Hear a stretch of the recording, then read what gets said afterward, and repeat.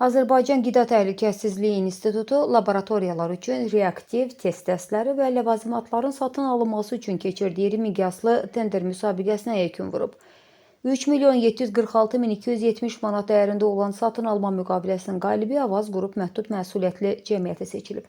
Aparılan media araşdırmaları bu tenderin arxasında maraqların toqquşması və ciddi qohumluq vəsf əlaqələrinin dayandığını ortaya çıxarıb. Hazırda Əli Nəbiyevin rəhbərlik etdiyi Azərbaycan Qida Təhlükəsizliyi İnstitutu Azərbaycan Qida Təhlükəsizliyi Agentliyinin tərkibində fəaliyyət göstərir. Açıq mənbələrdə Əli Nəbiyevin AKTA sədri Qoşqar Təhməzlinin ən yaxın kadrlarından biri olduğu qeyd edilir.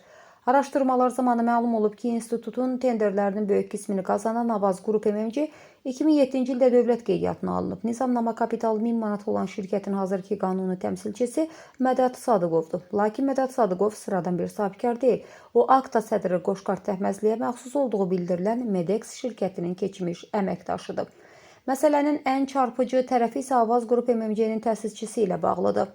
Reyestr məlumatlarına görə şirkət 25 yanvar 2007-ci il tarixində Sadiq Ərzuman oğlu Məmmədov tərəfindən yaradılıb. Bu həmin Sadiq Məmmədovdur ki, AKTA sədri Qoşqar Təhməzlinin əmri ilə 14 sentyabr 2018-ci ildə Qida Təhlükəsizliyi İnstitutunun idarə heyətinin sədri vəzifəsinə təyin edilib.